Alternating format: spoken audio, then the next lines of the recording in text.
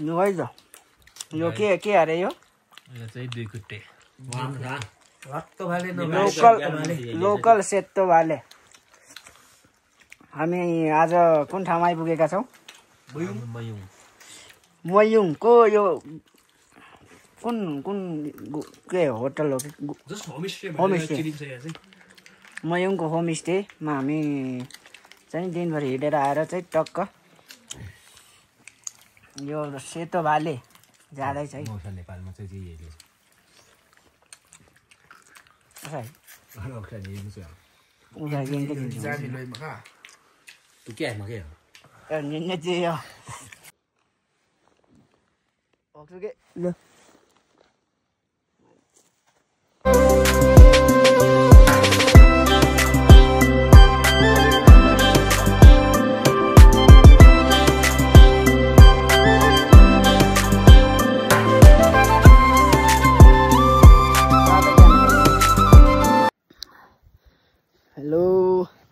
भर्खर आइपुग्यो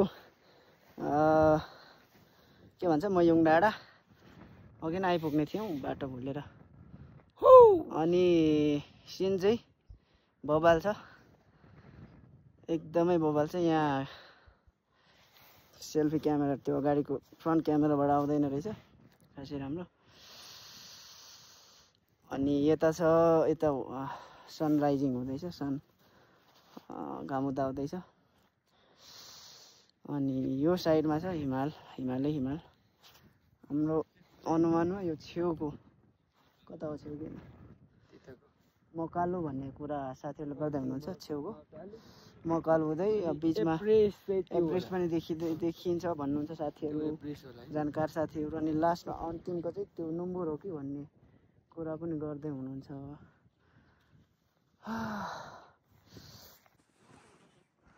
ना गोम से खती नुगे ना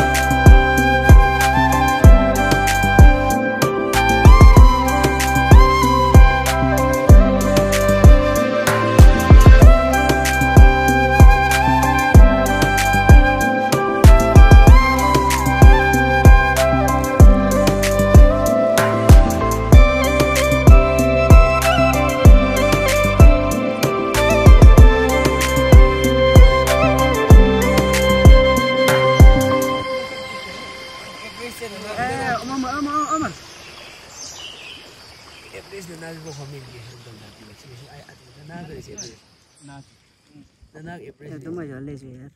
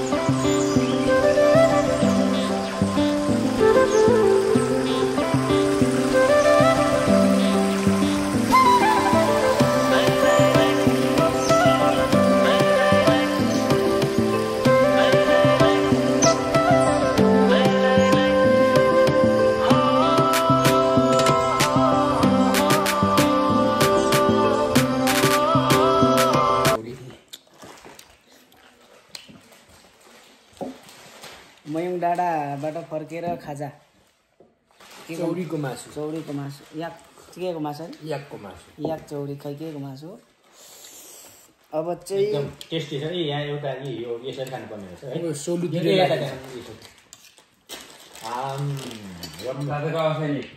मलाई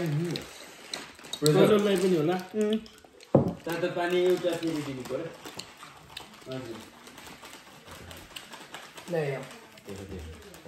चिसो भइसक्यो मासु चाहिँ हाम्रो चाहिँ 7 बजे भनेर गएका थियौँ 8 बजे मात्र आइपुग्यौँ 4 घन्टा हाम्रो मासु सेलाएछ अब कुलो पङ्ख तताउने भन्दै हुनुहुन्छ सरहरूले सोलु जिल्ला तर त्यो चाहिँ निकै टाढो छ छन चाहिँ अरे सकिँदैन भन्ने पनि छ पानी तातो पानी हाम्रो अमर सरले तातो पानी सर्भ गर्दै हुनुहुन्छ धेरै धेरै थ्याङ्क यू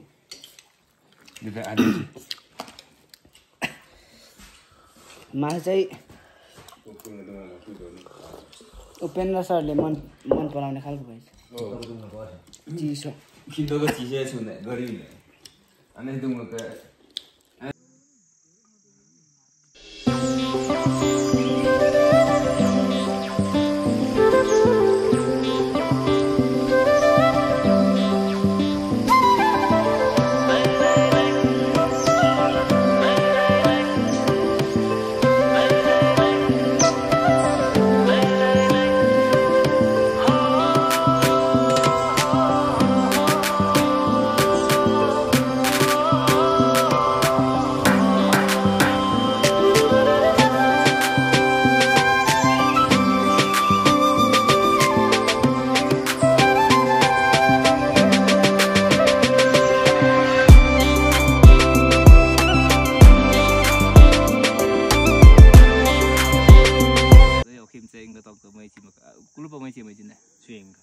बेठल होइ एकदम मान्छे अरे बाबा हुन्छ त्यसै चिएलो चाहिँ त्यसै न बाबा हुन्छ नागी पी खुब मसला रहेछ मसला म सिनामा के सो तरवाल छ तरवार ल बेठल ल खुंगा छ खुमा माइ खो चाहिँ जस्तो मुंग मेम मला म सात on khale ka asimi harau on ebe ma kimbi te ma da ko ba phum sumai jin me tatkal kinnas na anh cái đi bỏ cái khá sẽ mà nắc cái gì đi người ta sang nắc cái tôn kia mà muốn đó mẹ cái gì mà đâu cái gì ta sẽ cái lâu cái gì किराती छ हामी चाहिँ आज मयुङदेखि salpa सिलिचोङ अथवा salpa सिलिचोङको यात्रामा छौँ आज हाम्रो गन्तव्य भनेको कुलुपोङखोसम्म रहनेछ तर मौसमले साथ दिएन भने हामी अलिकति तलै पनि बस्नेछौँ बाटोमा यो मयुङ भन्ज्याङदेखि तल अलिकति झरेपछि तेर्सो छ यहाँ चाहिँ गुराँसको बोटहरू छ बाटो निकै आकर्षक तरिकाले बनाएको छ यो हेर्दाखेरि निकै राम्रो लगानी गरेर बनाएको छ बाटो प्रष्ट छ स्पष्ट छ कहीँ भुलिने ठाउँ त्यस्तो केही छैन तपाईहरु आउनुहुन्छ भने यहाँनिर चाहिँ हामीले बाटोमा घोडा चढिरहेको देखेका छौँ ठिक्क घोडा मजाले आनन्दले चढिरहेछ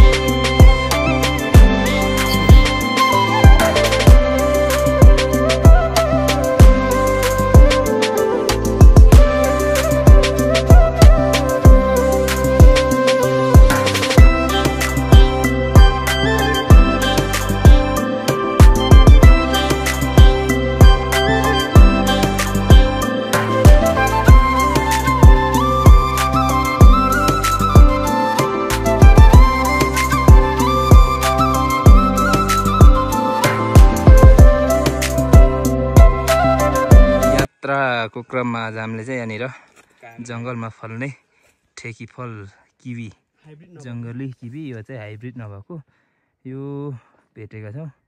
यो चाहिँ जङ्गलमा पनि पाइन्छ। यो चाहिँ विशेष गरी जङ्गली जनावरले खाने गर्छन्, भालुहरूले खान्छन् रे। अहिले चाहिँ एकजना साथी चाहिँ टिप्न गएको छ टेस्ट गर्नलाई। हामी अब टेस्ट गर्नेछौँ।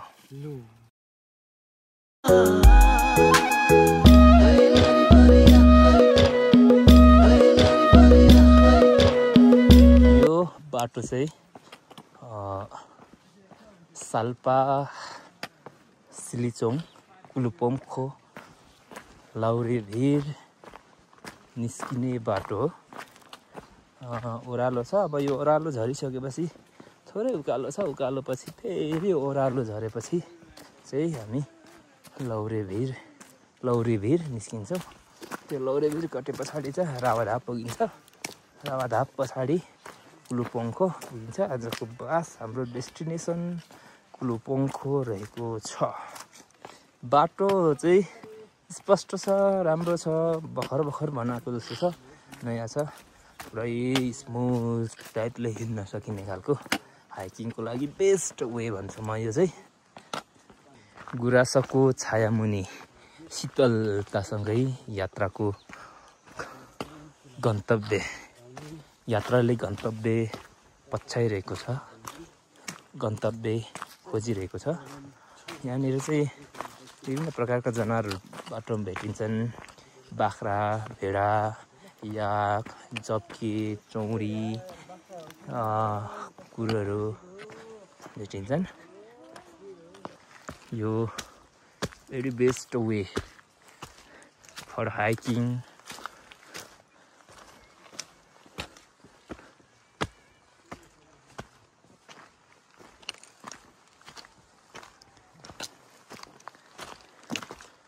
यो सबै गुराँसको बोटहरू हो।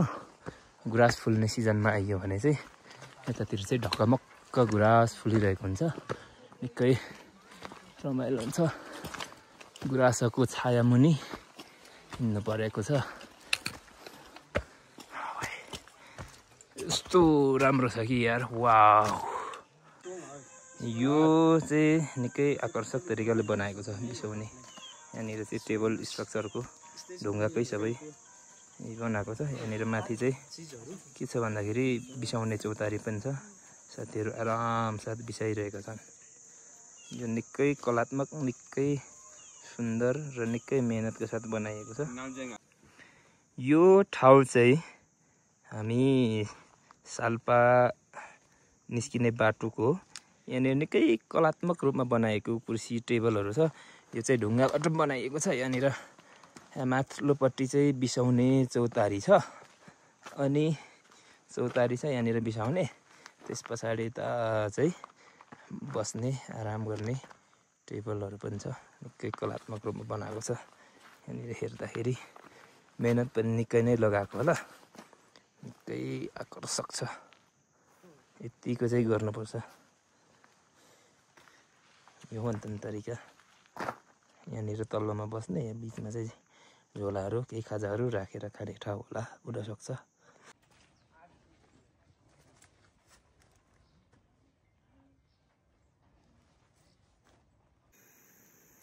हामी चाहिँ अहिले यहाँनिर एउटा बोर्ड देखियो। त्यो बोर्डमा चाहिँ के लेखेको छ भन्दाखेरि केपिलासगढी गाउँपालिका गाउँ कार्यपालिकाको कार्यालय बाक्सिला खोटाङ कोशी प्रदेश भनेको छ। अनि तल पदमार्गमा आधारित पर्यटन विकास परियोजना TTDP आयोजना सूचना पार्टी। आयोजनाको नाम मुन्दुम पदमार्ग निर्माण तथा पुनर्निर्माण। आयोजनाको ठेगाना केपिलासगढी खोटाङ। जम्मा लम्बाइ 1.96 किमी देखाइएको छ। अनि अरू थुप्रै कुराहरू देखिएको छ। यो चाहिँ लौरीभिर भन्ने ठाउँ हुनसक्छ। हामी नयाँ भएकोले खासै त्यति ज्ञान चाहिँ छैन। पहिलातिर कुनै भ्लगहरू हेरेको अनुसार यो ठाउँ त्यस्तो देखिन्छ। बादलले माथितिर चाहिँ ढाकिरहेछ, बिचमा अलिकति थोरै खुलेको छ। सो हामी चाहिँ अहिले मुन्दुम पदमार्ग ट्रेलमा ट्रेकिङ गर्ने क्रममा छौँ। सो हामीले अब बुझेअनुसार, उता एकजना दाइले भनेअनुसार यहाँ यदेखि यो चाहिँ लाइक यो ट्रेल चाहिँ सिमाना हुनसक्छ। सो यता चाहिँ खोटाङ रहेछ बोर्ड हेरेअनुसार। सो यता चाहिँ भोजपुर हुनसक्छ, जस्ट हामीले बुझेअनुसार चाहिँ स्योर चाहिँ छैन, अब त्यस्तो लागेको हो। सो रमाइलो भइरहेछ यात्रा चाहिँ। हेलो गाइस, हामी चाहिँ लौडी भिरको उकालो आदि जति क्रस गरिसकेका छौँ। यहाँनिर देख्न सक्नुहुनेछ मान्छेहरूले धेरै लौरोहरू चढाएको रहेछ। यहाँ चाहिँ आउँदाखेरि लौरो चढाउनु पर्छ अरे भन्ने मान्यता छ। यो भिड एकजना यहाँ हाम्रो भाइले पनि तलदेखि लौडी ल्याउनु भएको छ, चढाउँदै हुनुहुन्छ। यसरी यो लौडी चढाउँदाखेरि चाहिँ आफ्नो मनोकामना मनोइच्छा पुरा हुन्छ र यात्रामा केही सहजता आउन सक्छ भन्ने जनविश्वास छ। यो पहिल्यैदेखि मान्छेले धेरै चढाएको रहेछ, पैसाहरू पनि चढाएको रहेछ, अरू के चिज चढाएको छ अरे। यहाँनिर चाहिँ दुई ठाउँ रहेछ। यो तलदेखि आउँदाखेरि यहाँको लौठी लिएर लौरो लिएर परमा पुऱ्याइराख्नुपर्ने अरे, र पर पनि छ अरे। परको चाहिँ परदेखि आउँदाखेरि यता ल्याइराख्नुपर्ने अरे भनेको छ भन्ने विश्वास रहेछ यो लौडी भिरको। यहाँनिर एउटा यसको पनि छुट्टै आफ्नै रोचक कहानीहरू त होलान्, हामीले थाहा पाएको चाहिँ त्यति हो। हामी चाहिँ अहिले ठ्याक्कै अर्को लौरी राख्ने ठाउँमा आइपुग्यो। हामीले त चढाइ पनि सक्यौँ, यसको विशेषता मैले अघि नै भनिसकेँ।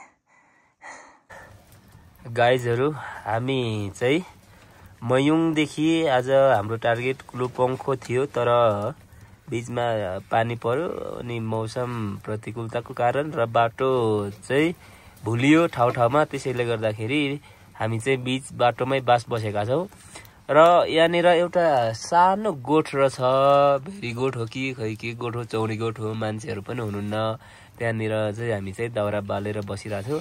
र अहिले चाहिँ साथीहरूले पानी खोजेर ल्याउनु भयो, पानी पनि भेटिएन। अनि अलिकति बाहिरको कुवाको पानी जमेको पानी खोजेर ल्याउनु भयो। अनि त्यो चाहिँ पिउँदाखेरि अलिकति स्वास्थ्यलाई असर गर्छ कि भन्ने लागेर साथीहरूले वैज्ञानिक तरिका अपनाएर, वैज्ञानिक विधि अपनाएर यसरी तताइरहेछन्। यसरी तताउँदाखेरि चाहिँ के हुन्छ भन्दाखेरि यहाँ भित्र पानीमा भएको किरा फटेङ्ग्राहरू, कीटाणुहरू चाहिँ मर्छ र पानी चाहिँ शुद्धिकरण हुन्छ। यदि तपाईँहरू पनि आउनुहुन्छ, मुन्दुम ट्रेल आउनुहुन्छ भने अलिकति निकै पूर्व तयारीका साथ आउनु होला। अलिकति बेलैमा आफ्नो गन्तव्यतिर चाहिँ लाग्नु होला। आज हामी अलिकति बिहान ढिलो पनि हिँड्यौँ, हाम्रो गन्तव्यतर्फ ढिलो पनि प्रस्थान गऱ्यौँ। त्यसैले पनि अलिकति हामी चाहिँ अलिक आपत्न पर्यो बिचमा। यहाँनिर हामीले गोठको दाउरा बालिरहेछौँ। यहाँ गोठको धनी पनि छैन। यदि यहाँनिर गोठको धनी भएको भए चाहिँ हामी चाहिँ यो दाउराको पैसा चाहिँ तिरिराख्ने भन्ने कुरा थियो। अब छैन। पछि कोही यदि आइयो भने, त्यतिखेर भेटियो भने हामी पक्कै पनि त्यो पैसा चाहिँ दिन्छौँ। केही न केही चाहिँ यहाँनिर यत्रो धर्म गर्नुभएको छ, उहाँहरूले चाहिँ निकै हाम्रो लागि सहयोग धर्म गर्नुभएको छ। यहाँनिर हामी चाहिँ यसरी आगो तापेर बसिरहेछौँ। अहिले चाहिँ हामीसँग खानेकुरा चाहिँ छ। आज एक रातलाई चाहिँ इनफ पुग्छ। मकैको खाजा, भटमास पनि यतै मिसाइएको छ, चाउचाउहरू छ हामीसँग। अनि यतातिर चाहिँ हामीले चाहिँ आजको हाम्रो मेटिस, फर्मवाला मेटिस त्रिपाल, यहाँनिर हामीले यो ओर्ने पनि यही, ओछ्याउने पनि यही हुनसक्छ। आजको रातिको अवस्था यहाँनिर यस्तो छ। गोठ चाहिँ तपाईँहरू आउँदाखेरि चाहिँ निकै नै पूर्व तयारी गरेर आउनु होला, बेलैमा हिँड्नु होला। हामीले चाहिँ आज निकै नै दुःख पायौँ बाटोमा। बिचमा बाटो तल लौरी भिरको अलिकति तलसम्म चाहिँ राम्रो छ, त्यहाँसम्म चाहिँ सरासर बाटो राम्रै छ, बनाएको रहेछ। अब पछि बनाउँदै माथितिर पनि लाने होला। तर अहिलेको अवस्थामा चाहिँ त्यहाँदेखि चाहिँ बाटो अलिकति खराब छ। तपाईँहरू आउँदाखेरि सकेसम्म असार साउनमा चाहिँ आउँदै नआउनुहोस् भन्छु म। अनि आउनु पर्यो भने दसैँ पछाडि अथवा मङ्सिर पुजमा, र पछि गुराँस फुल्ने टाइम माघ फागुनतिर आउँदाखेरि चाहिँ बेस होला। अहिले चाहिँ पानी पनि पर्ने अनि बादल पनि लाग्ने, नदेखिने केही पनि। त्यही भएर बाटो पनि थाहा नपाउने, गोठहरू पनि नदेखिने भएकाले निकै समस्या हामीले चाहिँ बेहोर्यौँ। तपाईँहरू चाहिँ यस्तो समस्या बाटो चाहिँ अलिकति मुक्ति पाउनको लागि चाहिँ अलिकति सही समय छानेर सही मनसुनको समापन अथवा पछि हुँदैयाममा आउनु होला। त्यही हामी चाहिँ अनुरोध गर्न चाह्यौँ। यो चाहिँ निकै एडभेन्चर टुर गर्नेहरूको लागि मात्र हो। अहिलेको बर्खाको माझमा चाहिँ यहाँनिर हामीले वैज्ञानिक तरिका अपनाएका थियौँ, तर स्थानीय प्रविधिलाई वैज्ञानिकरण गरिरहेको थियो, आधुनिकरण गरिरहेको थियो। तर यहाँनिर हाम्रो चाहिँ अलिकति समस्या आयो। यहाँनिर यो हाम्रो बिर्खो खोलेका थियो, त्यही भएर यो चाहिँ पोले छ, यो पोलिथिनको बोतल हो। अनि यो बिर्खो यदि नखोलिकन यसरी बन्द गरेर आगोमा तताएको भए चाहिँ पानी राम्रैसँग तातिन्थ्यो यो बिर्खो खोलेको कारणले। अनि यहाँनिर हामी फेरि अर्को पूर्व तयारी गर्दैछौँ। यो बोतल चाहिँ बिर्खो नखोलिकन नै हामीले चाहिँ तताउने कोसिस गर्नेछौँ। हामीले चाहिँ यहाँ पानी तताएको थियो, यो पानी तताएको चाहिँ अब चाहिँ हामी चाहिँ बोतलमा हाल्नेछौँ। यहाँनिर चाहिँ एक बोतल पानी चाहिँ तातिसकेको छ। हामीले स्थानीय प्रविधिलाई आधुनिकीकरण गरेर यहाँनिर हामी पानी फिल्टर गरिरहेछौँ है। यो हाम्रो स्थानीय वैज्ञानिक उपेन्द्र सरले चाहिँ यहाँनिर पानी चाहिँ फिल्टर गर्ने, पानी शुद्धिकरण गर्ने विधि अपनाउँदै हुनुहुन्छ। अघि चाहिँ हाम्रो अलिकति कमजोरी भयो र त्यही भएर बोतल चाहिँ पल पर्यो, प्रक्रिया अलिकति अघि चाहिँ मिलेन। अहिले चाहिँ निकै प्रक्रिया पुऱ्याएर गर्दै हुनुहुन्छ। हेरौँ यो चाहिँ सफल हुनेछ। तपाईँहरूलाई पनि यो तरिका चाहिँ पछि काम लाग्न सक्छ। कुनै न कुनै दिन तपाईँहरू यस्तो अवस्थामा पर्नुभयो भने अब यसको चाहिँ हेरौँ है। यो चाहिँ अब मलाई लागेको काम चाहिँ मैसँग कोइला छिपार्न। हामी त अब एकदम आतिलो मान्छे होइन, यस्तो त हामी त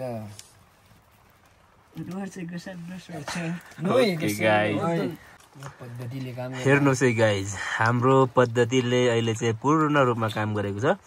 यो पद्धति अनुसार पानी तताउँदाखेरि यो बोतलभित्र पानी चाहिँ उम्लिरहेछ। यो पानी उम्ले पछाडि यो शुद्धिकरण भइसक्यो, किन भन्दाखेरि यहाँभित्रको कीटाणुहरू सबै मरिसक्यो। यो पानी चाहिँ खानका लागि योग्य भइसक्यो। यहाँनिर अलिकति हामी चाहिँ अझै तताइरहेछौँ। यो मजाले फिल्टर भइसक्यो। यो विधि अपनाएर पूर्ण रूपमा सफल भइसके पछाडि, पूर्ण रूपमा परीक्षण गर्दाखेरि सफल भइसके पछाडि यो हाम्रो स्थानीय वैज्ञानिक उपेन्द्र कुलुङ राईलाई अब पक्कै पनि नासादेखि चाहिँ फोन आउनेछ। उहाँको नम्बर म तल डिस्क्रिप्सनमा राखिदिनेछु। नासाले थाहा पाएनन् भने नासाले त्यो नम्बरमा फोन गरेर उपेन्द्रलाई खोज्नका लागि म अनुरोध गर्दछु।